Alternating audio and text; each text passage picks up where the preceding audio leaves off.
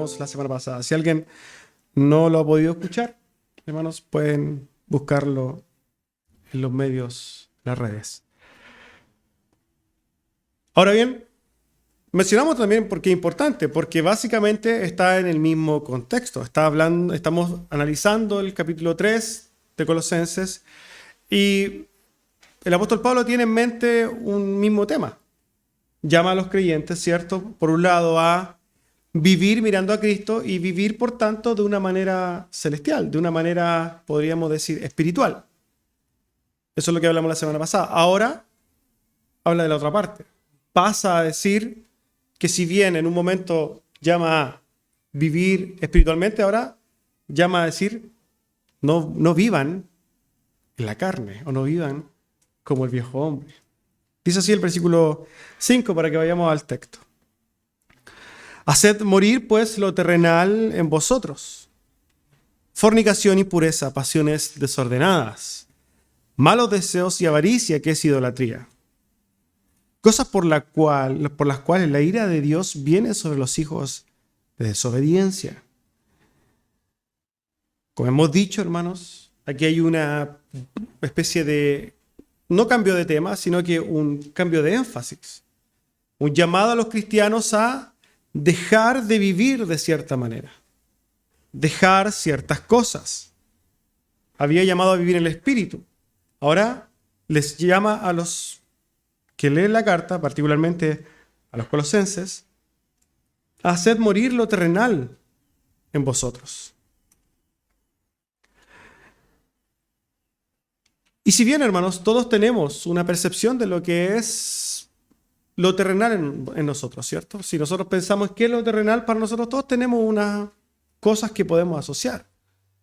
Quizás se nos viene a la mente lo terrenal con los bienes que podamos tener, las cosas que podamos sentir, querer o anhelar. Pero quizás el apóstol, evitando que la gente piense un poco, expresa esto de una manera súper gráfica y empieza entonces a detallar algunas cosas de manera clara. Por ejemplo, él parte diciendo fornicación. Dejar en vosotros la fornicación. Quizás alguien no sabe lo que es la fornicación. La fornicación se entiende en términos generales por tener una relación sexual o una conducta sexual antes del matrimonio, ¿cierto? O fuera del matrimonio. ¿Por qué? ¿Por qué tendríamos que hacer esa aclaración? Porque ser infiel es fornicar. Fornicar y adulterar, ¿cierto? Ahora, la fornicación, hermanos, quizás desde una perspectiva como lo hace el Señor apuntando al corazón, ¿cierto? Cuando a Jesucristo le dijeron, está en el Sermón del Monte y empieza a hacer algunas explicaciones, Jesucristo dice, bueno, de cierto ustedes han escuchado, no adulterarás, ¿cierto? Pero yo les digo que si tú miras a una mujer y la deseaste en tu corazón, tú ya adulteraste. En otras palabras, si pensamos en fornicación desde la perspectiva de Dios, bastaría que miremos hombres a una mujer y la anhelemos para fornicar. Y viceversa. Hoy día, en este tiempo, la sociedad ha abierto mucho más, ¿cierto?, estas puertas a la liberación sexual de las mujeres, y las mujeres también hoy día están a la par, ¿cierto?, con los hombres en cuanto a la libertad sexual. Es más, escuché hace un tiempo una encuesta que decía que las mujeres eran más infieles que los hombres. No recuerdo la fuente ni nada, pero sí nosotros podemos ver algo hoy día en la sociedad, y es que sin duda hombres y mujeres están totalmente abiertos a esto. Y esto es algo del mundo, esto es algo terrenal. No es algo de andar en el espíritu. Andar en el espíritu es totalmente contrario a andar en fornicación, ¿cierto? Eso nosotros lo tenemos claro. El apóstol Pablo entonces llama a decir, muera en ustedes la fornicación. También habla entonces de la inmundicia, impureza, dice ahí. Palabras que apuntan básicamente a lo mismo. Y es que, hermanos, hoy día pensamos en esto y hay todo un mundo relacionado con las pasiones sexuales. Para el mundo, la sexualidad, y vamos a pensar para el mundo, no solamente hablando de los no creyentes, para el mundo en general, incluso para los creyentes. Lamentablemente hoy día el tema de la sexualidad es algo que seduce, ¿cierto? Motiva, carcome, prostituye, pervierte, destruye. Lo relacionado a la sexualidad y a la perfección sexual mueve millones y millones de dólares en el mundo, hermanos. Y la sexualidad quizás es uno de los ejemplos más claros de cómo el hombre ha pervertido lo que Dios ha creado. Porque la sexualidad la creó Dios, pero la creó hermosa, un regalo para el hombre. ¿Pero qué hace el hombre con todo lo que Dios le regala? Lo pervierte, lo corrompe. Como hemos dicho, la fornicación, la impureza sexual, es algo que hoy día, a la luz de la sociedad, está totalmente generalizado, hermanos. Tremendamente generalizado. Escuchaba a un comentarista hace poco decir que hoy día, por ejemplo, la política está enfocada en la sexualidad. Antes temas políticos eran, bueno, ¿cuántos acueductos hacemos? Escuelas, ¿cierto? ¿Cuántas plazas y calles hacemos? Pero hoy día la política está enfocada en otra cosa. En agendas. La agenda de género. La política está preocupada de con quién te acuestas, qué es lo que haces. Tan reconocida, ¿cierto? Es esta agenda LGTBQI+, y me imagino que van a ir sumando más letras. ¿Y con qué tiene que ver esto? Con la perversión sexual. Porque esta es una agenda mundial. El problema es que lamentablemente muchas veces los cristianos caemos en lo mismo. El cristiano se deja de seducir por cosas que vienen directamente de inframundo. La pornografía, la sensualidad en las mujeres, la hipersexualidad, ¿cierto? Y todas estas cosas que tienen que ver con las perversiones sexuales vienen directamente de inframundo, hermanos. Son más que terrenales. Son muy terrenales. Y nosotros como cristianos deberíamos despojarnos de todo lo que tenga que ver con eso. Cuesta, bueno, si hoy día tenemos estos aparatos donde la sexualidad llega a nuestras manos. Proverbio dice, ¿cierto? El avisado del mal huye. Nosotros deberíamos ir sacando de todo lo que nos lleve a eso. Porque sin duda, hermanos, nosotros tenemos que reconocer que somos débiles. Y aquí no hay ningún santo entre nosotros que diga, no, yo nunca he mirado a una mujer. Sería falso. Porque eso está en nuestros corazones. Y las mujeres también. Ustedes digan, no, yo no miro a ningún hombre. Falso. Lo que pasa es que tenemos que meditar en la profundidad de nuestros corazones y pensar en esto. Y decir, esto no puede estar conmigo, esto no puede ser parte de mí. Eso es lo que está diciendo el apóstol Pablo. Salga de ustedes, que mueran ustedes la fornicación y la impureza. Pero no solo eso. Pasiones desordenadas. Y hablando, hermanos, de pasiones desordenadas, podríamos asumir pasiones sexuales, pero no necesariamente.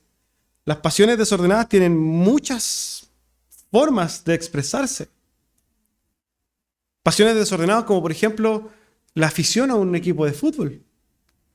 Una pasión desordenada es ser un vicioso de los juegos. Un fanatismo por algún equipo, ¿cierto? Un fanatismo por algún deporte. Una pasión desordenada es el materialismo. Una pasión desordenada muchas veces es nuestro propio trabajo.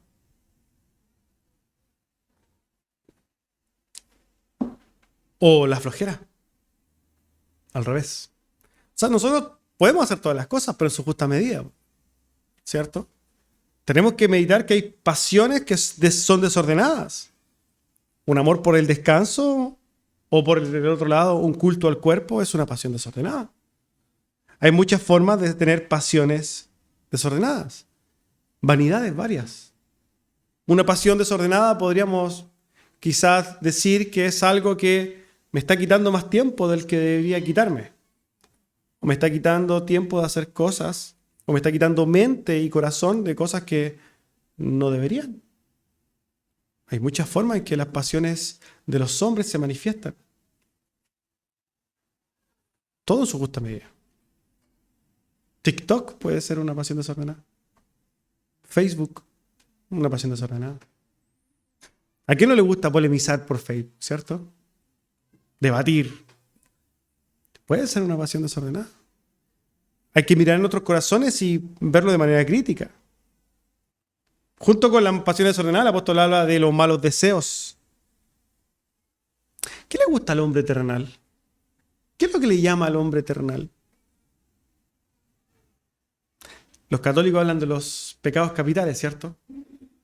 Quizás nosotros podríamos usar un poquito de referencia a eso, pero sin duda al hombre le gusta la fama, el placer, el dinero, el poder, la comida. Porque la comida es una pasión desordenada y un deseo malo. A todo esto, a modo de spoiler, cuando terminemos el estudio de la familia, vamos a hacer un estudio de mayordomía que tiene que ver con esto. Todas las cosas son lícitas, pero no todas me convienen, dice el apóstol, ¿cierto? Hermanos, el mundo quiere todas estas cosas, placer, diversión. El apóstol también menciona la avaricia. Y la avaricia, ¿cierto? Es esta necesidad o este anhelo de tener más, más y más. Lo hemos dicho muchas veces. Es tan precioso este pasaje, ¿cierto? De Jeremías cuando acusa a Israel y dice, ustedes han cometido dos pecados.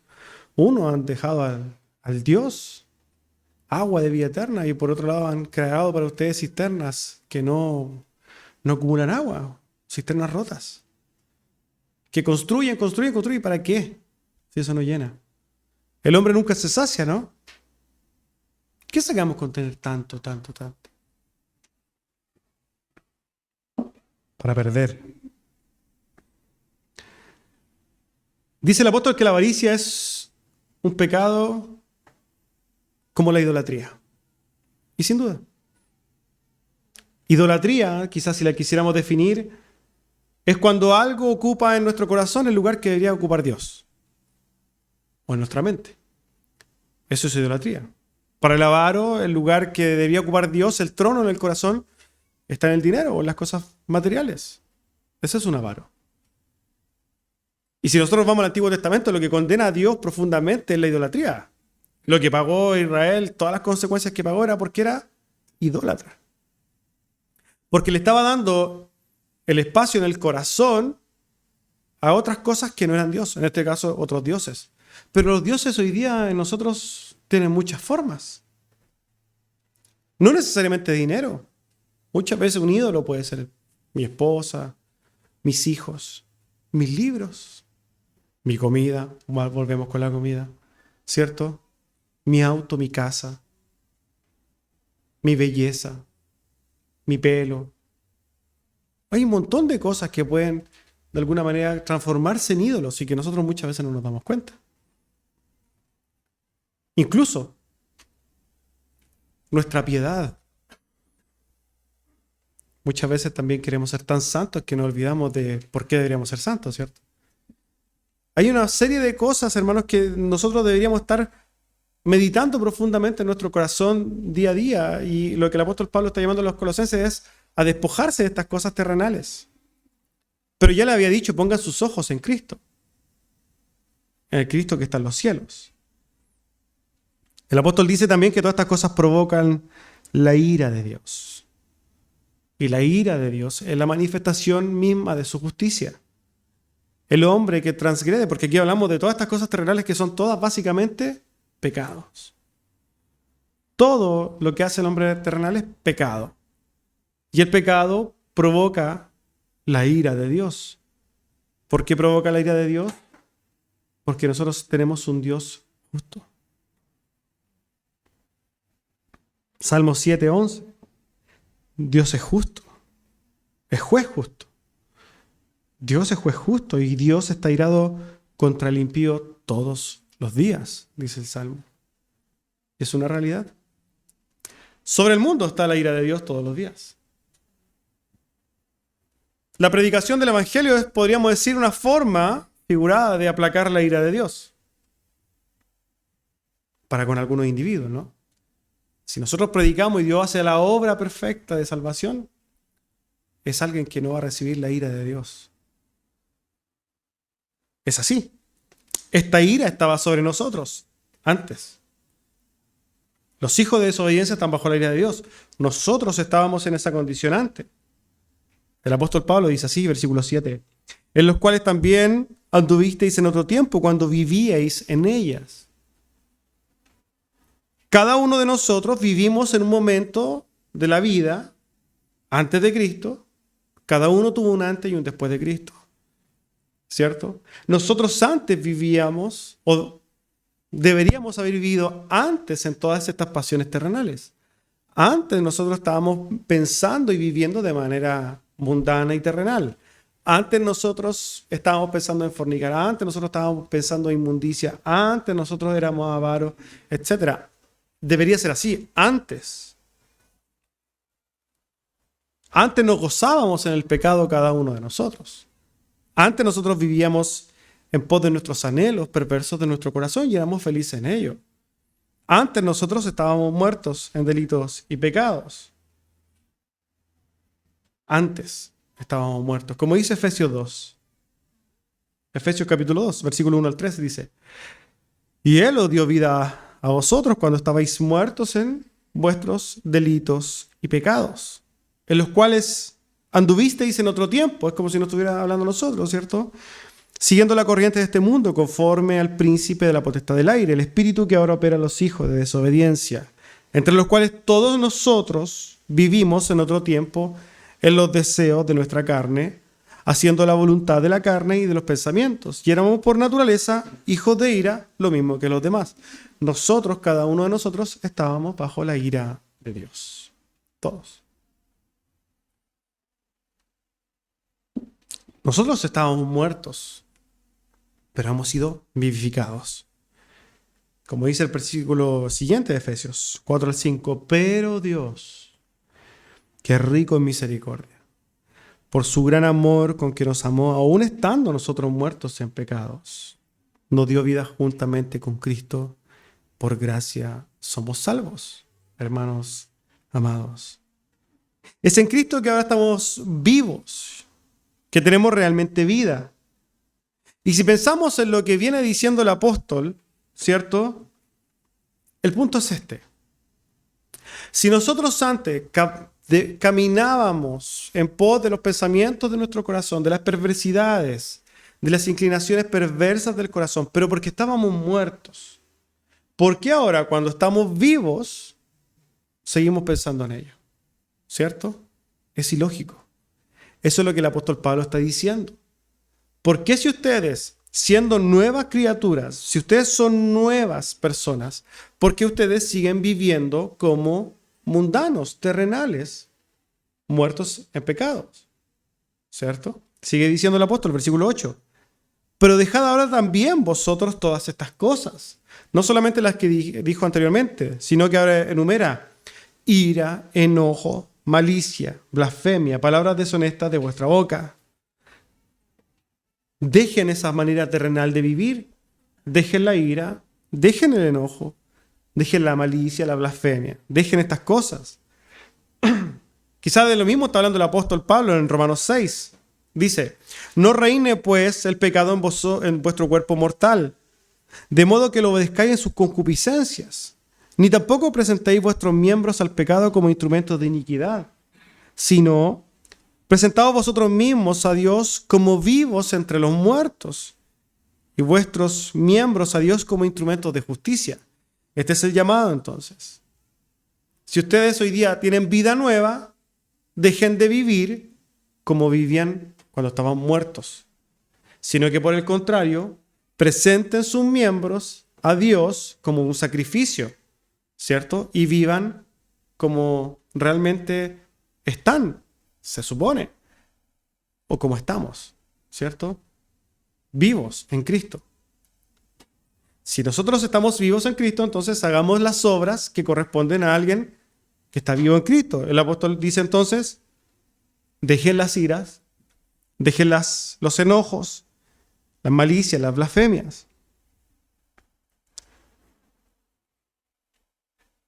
Porque si nosotros estamos en Cristo, en una nueva naturaleza, en una nueva vida, hermanos, si nosotros estamos vivificados, nosotros no deberíamos andar en estos mismos pecados. No deberíamos andar en iras, en contiendas, en enojos, porque esto básicamente nos va a mostrar que nosotros estamos viviendo como el viejo hombre. ¿Cómo puede entonces un cristiano redimido en Cristo con una vida nueva andar airado? ¿Conoce algún cristiano airado? ¿Cristiano enojón? Cuando hablamos de la ira, la palabra griega orgé, que quiere decir una pasión violenta, no es como la ira de Dios, ¿cierto? Se refiere más a la ira del hombre, una pasión violenta, cuando el hombre hierve de enojo, de ira. Y por tanto traen consecuencias como sentimientos negativos, ganas de vengarse, ¿cierto? Revanchismo. El deseo que al que me hizo rabiar le vaya mal. Esas cosas no están en nosotros, ¿cierto? En ninguno. Ninguno se le ha pasado sus pensamientos por la cabeza. En otras iglesias pasa. Aquí no. El apóstol nombra el enojo. ¿Alguien conoce a algún cristiano enojón? No mire a nadie, por favor, para que nadie se pueda sentir mal. Pero sí, existen cristianos enojones. Y eso no debería ser. Porque andar en iras y andar en enojos pertenecen a otro ser. Uno que debería estar crucificado. Al viejo hombre. No al nuevo hombre. Porque el nuevo hombre, de una naturaleza divina, nosotros no imaginamos a Jesús todo el día enojado. ¿Cierto? Que Pedro le diga algo y Jesús le diga, sal de aquí. Hay pasajes donde tiene un contexto, pero en general nosotros no imaginamos a Cristo toda la vida enojado, ¿cierto? Pero hay cristianos que son negativos, que andan enojados, que nada les gusta, que por todo se hieren. ¿A quién pertenece? ¿A un cristiano renovado o pertenece a un viejo hombre eso? Sin duda pertenece a un viejo hombre. Iras y enojos van de la mano. Un cristiano no debería ser un gruñón, no debería ser un enojón. También el apóstol habla de la blasfemia.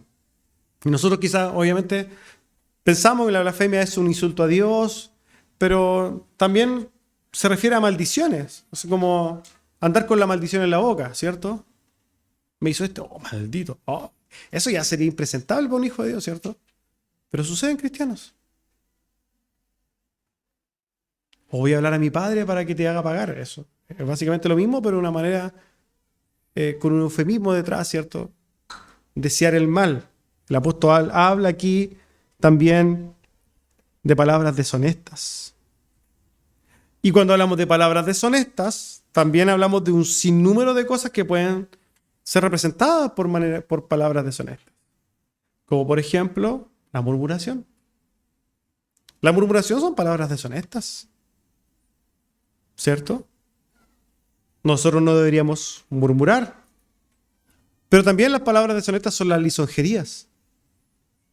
¿Cierto? ¿Qué significa ser lisonjería? El adulador, el que te exalta, el que... ¿ah? Eso también es un pecado. ¿Para qué decir los garabatos? Yo sé que en esta iglesia nadie dice garabatos. Pero en otros lugares hay cristianos que sí los dicen, ¿cierto? Cuando se partían un dedo, aquí dicen aleluya, en otro lado dicen otras cosas, ¿cierto? Pero esas cosas, ¿a quiénes pertenecen? Al viejo hombre. No pertenecen a una nueva criatura. Nosotros no deberíamos decir bajo ningún punto de vista un garabato. Por mucho que haya dolido el martillazo, no puede salir de nosotros un garabato. Menos en otras circunstancias, ¿cierto? El apóstol Pablo continúa diciendo, y no mintáis los unos a los otros. nosotros no deberíamos andar en mentiras. La mentira, hermanos, es algo ya como un pecado, podríamos decir, casi escandaloso. ¿Cierto? Nosotros no deberíamos mentir. O sea, yo puedo entender que usted se va, se tropieza y no se aguanta y se le sale un garabato. ¿Por qué? Porque lleva poco tiempo en la fe y se le salió ya. Pero mentir es diferente. Podríamos decir que es más grave. Porque mentir es como irse a los 10 mandamientos de frente y pegarle un combo a la tabla de los 10 mandamientos. Así es. ¿Cierto? Es como no congregarse el día domingo. Es decir, no me interesan los 10 mandamientos. Una patada a las tablas que le pasaron a Moisés. Así. Porque uno miente conscientemente. Quizás el que se pega en el martillazo en un dedo dice, no me di cuenta, se le salió. Pero el que miente, miente sabiendo que está mintiendo. Y el mentiroso, hermanos, es una manifestación clara, gracias hermano, del viejo hombre. Nosotros mentíamos, pero no debemos andar en mentiras hoy día. El apóstol Pablo entonces dice esto. Habiendo despojado del viejo hombre con sus hechos. Despojarnos de todas las cosas que hemos hecho significa despojarse, de todas las cosas que hemos descrito significa despojarse del viejo hombre. Hemos hablado de hartas, ¿cierto? Iras, enojos, malos deseos, malos pensamientos, fornicación, impurezas, deseos pecaminosos, pasiones desordenadas. Todas esas cosas no deberían estar en nosotros, hermanos. Y si nosotros meditamos en esto, yo lo invito a meditar en esto. Si usted vive y estas cosas están en ustedes, y la respuesta es que sí están, yo le pido que vaya a los pies de Cristo en arrepentimiento y fe. Se arrepienta. Y busque al Señor en esto. Pida perdón. Porque todos estos que hemos descrito son pecados. Ahora, si usted la respuesta dice, es que a veces me pasa, bueno, entonces el consejo ahí es, vaya también a los pies de Cristo en arrepentimiento y fe, creyendo que es salvo, pero pidiendo perdón por sus conductas y pidiéndole al Señor que lo ayude. Busque más a través de los medios de gracia la comunión con Dios para que esa obra de Cristo vaya creciendo y la otra vaya menguando. Ahora, si usted, hasta respuesta a esta pregunta, usted dice, no, es que a mí no me pasa, bueno, el consejo ahí a usted es, no se duerma. Porque el que está firme, ¿cierto? Mire que no caiga. Muchas veces nosotros damos unas máquinas espirituales y no nos damos ni cuenta cuando nos caemos de cara en el barro. Si a usted no le pasan estas cosas porque anda muy espiritual, bueno, estés atento. Estar velando. Porque el corazón, o lo que estamos hablando del viejo hombre, está ahí. Si bien espiritualmente está muerto, tiene unas ganas de sobrevivir impresionantes. Y como que le saca sus manos de la tumba y quiere salir como un zombie. No está muerto, ¿cierto? Está quizás muchas veces dormido, pero está ahí, está en nuestro corazón. Y en cada momento quiere salir. Hermanos, es así. Nosotros toda nuestra vida vamos a estar luchando con este viejo hombre. Y cada vez como que resucite, lo que tenemos que hacer nosotros es crucificarlo. Cuando, ¿cierto? El otro día le decía que escuché a Paul Washer que decía si es que en los hombres aparece un sentimiento de feminidad, ¿cierto? Por ahí, crucifíquelo. Y es una realidad. Porque no solamente un sentimiento de feminidad, sino que si aparece el mentiroso por ahí, en su corazón, crucifíquelo. O si aparece el fornicador, si aparece por ahí el airado que tenía dentro, o el flojo, y así podemos hacer todo el día, ¿cierto? Nosotros sabemos a qué nos referimos. Cuando el hombre terrenal con sus cosas terrenales vaya naciendo desde nuestro corazón y levantándose, hay que crucificarlo al tiro. Eso es lo que está diciendo el apóstol Pablo. Que muera. Debería estar muerto. Cada uno de nosotros debe meditar en nuestro corazón día a día.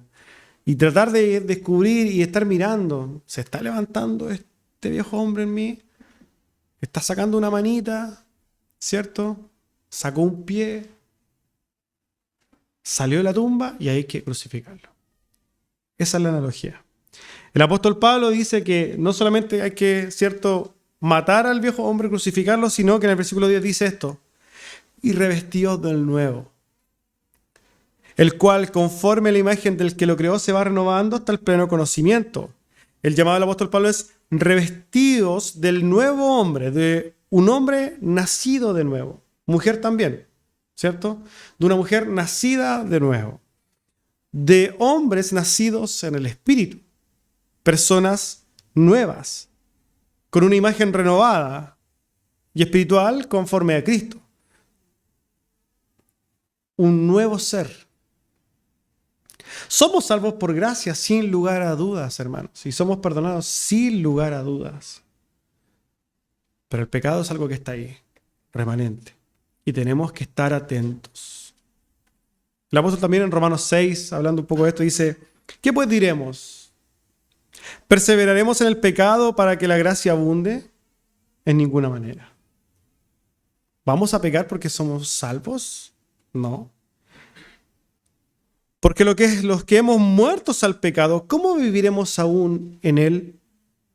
¿O no sabéis que todos los que hemos sido bautizados en Cristo, hemos sido bautizados en su muerte?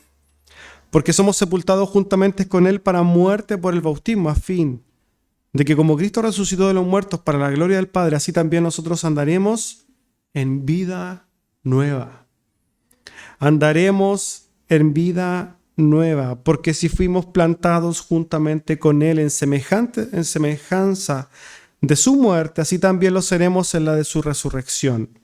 Sabiendo esto, que nuestro viejo hombre fue crucificado juntamente con Cristo, para que el cuerpo del pecado sea destruido, a fin de que no sirvamos más al pecado, porque el que ha muerto ha sido justificado del pecado. En otras palabras, hermanos, entendamos que nosotros hoy día tenemos vida nueva. Y si tenemos vida nueva, debemos andar en vida nueva. ¿Cierto? Aquí hay una serie de personas nacidas de nuevo. Algunas ya caminan, otras ya son lolitos, otros en esta vida nueva ya son grandes, pero otros usan pañales, ¿cierto? Algunas ni hablan todavía. Cada uno ha nacido nuevo, pero de que hay una vida nueva está. Entonces, si esa vida nueva, espiritual, está, nosotros no podemos ir a recoger al viejo hombre y traerlo. Fíjense, hermanos, que ante la presencia de Dios se van a parar dos personas nomás. Dos hombres o dos tipos de hombres. ¿Se va a parar Adán o se va a parar Cristo? No hay más que eso. O hombres representados en Adán y hombres que están representados en Cristo. No hay más. Solamente esos dos. Adán representa al viejo hombre. Adán pecó. Adán, ¿qué es lo que hizo? Trajo su pecado y todos los demás adquirimos el pecado de Adán. Todos nacimos en Adán. Cada uno de nosotros era Adán. Como se usa hoy día, ¿cierto? Hashtag, somos todos Adán. Éramos todos Adán. Pero hay otra forma de presentarse ante el Señor, que es en Cristo. Los que están en Adán están condenados. Son los viejos hombres, los hombres en pecado. Pero si estamos en Cristo, somos justificados. Los que se presentan en Cristo ante la presencia de Dios son salvos. La pregunta, por tanto, si es que son dos naturalezas nomás, o son dos tipos de personas. Yo le pregunto, ¿quién es usted? ¿Es Adán o Cristo? ¿O está en Adán o está en Cristo? El tema es que muchos de los que estamos en Cristo vivimos como Adán. Y ahí está el problema. Porque si estamos en Cristo, deberíamos caminar como Cristo, despojándonos de Adán. Hombres y mujeres, despojándonos de Adán, sino que viviendo en Cristo. Y ese Adán es el como que nos molesta, ¿cierto? Como que nos vamos caminando y dice, ven, devuélvete. Adán. Pero nosotros tenemos que ir hacia Cristo y mirar a Cristo y despojarnos del viejo hombre. El apóstol Pablo habla aquí, ¿cierto? Y dice que esta imagen se va renovando en nosotros hasta el pleno conocimiento.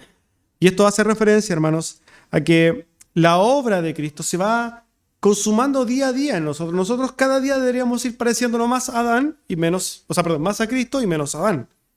Nosotros espiritualmente deberíamos ir creciendo en santidad, creciendo en conocimiento para ir siendo más como Cristo y dejando cada día, asesinando al viejo Adán. Por tanto, si yo profeso la fe hace 5 años, puede que todavía haya mucho de Adán en mí. Pero si yo profeso la fe hace 15 años, Adán debería estar bastante desfigurado, ¿cierto? Si yo tengo la fe hace 20, yo debería ser igual a Cristo. Eso es una realidad. Mediten esto. ¿Hace cuánto estamos en la fe? ¿Cuánto tiempo lleva en Cristo? ¿Y cuánto se parece a Cristo o cuánto se parece a Adán? Es una pregunta que nosotros tenemos que verla a la luz de las Escrituras. Nosotros vamos creciendo, hermanos. Y fíjense que esto no es algo de nosotros como los que estamos aquí, como dice y como va a decir el apóstol. Cada creyente en el mundo, en todo espacio, en todo tiempo, tiene el mismo proceso de santificación. Dice el apóstol, donde no hay griego ni judío, circuncisión ni circuncisión, bárbaro ni escita, siervo ni libre. Cada hombre que cree en Cristo, que escucha el Evangelio y cree en Él, se arrepiente de sus pecados y cree en Cristo, comienza esta transformación, esta renovación. No importa si era griego o judío, el proceso es el mismo. No importa si era judío o no judío, da lo mismo, o gentil, el proceso de crecimiento es el mismo. No importa la nacionalidad, la tribu, no importa, ¿cierto?, la época del tiempo. Todos los seres humanos que alguna vez han creído en el Evangelio y han creído en Cristo, han comenzado esta obra de crecimiento y han ido entonces en sus propias vidas haciendo crecer a Cristo y matando al viejo hombre. Todo ser humano que ha creído en Cristo tiene que crucificar a su viejo hombre. Esto es para todos, incluso los apóstoles. Todos. No hay excepción. Como dice el apóstol terminando, dice que sino que Cristo es el todo y en todos. Cristo, hermanos, nuestro Señor, es el mismo que hace la obra en todos, es el mismo que salva a todos, es el mismo que reina a todos y es el mismo que está en todos. Único, exclusivo. La única forma de salvación es Cristo. Cristo, como dice Efesios, es aquel que lo llena todo en todos. Cristo, hermanos, es la cúspide, podríamos decir, la meta nuestra, pero también es el camino. Nosotros deberíamos mirar a Cristo, ¿cierto?, para ser como Él, pero también tenemos que hacerlo en Él. Cristo, hermanos, es, podríamos decir, la imagen perfecta hacia donde avanzamos. Pero Cristo también es el camino a esa condición. Cristo es el ejemplo máximo de santidad, pero es aquel que nos santifica. Cristo, hermanos, es quien nos salva, pero Cristo es la salvación. Cristo, hermanos, es en donde encontramos la vida, pero Cristo es la vida. Tenemos lo más importante, hermanos, que podríamos pensar, que puede existir, que tiene siquiera la posibilidad mínima de existir, que es Cristo. Y es en Cristo, hermanos, que tenemos vida nueva. El apóstol Pablo ha hecho toda esta exhortación para hacernos entender algo en la mente. Y esto tiene que ver con la mente, con la razón, apelando al entendimiento. Si usted es una criatura nueva, nacida en el Espíritu, creyente, no puede vivir como el viejo hombre. Lo que tiene que hacer es pescar a ese viejo hombre, subirlo a una cruz y crucificarlo. Amén. Vamos a orar, hermanos.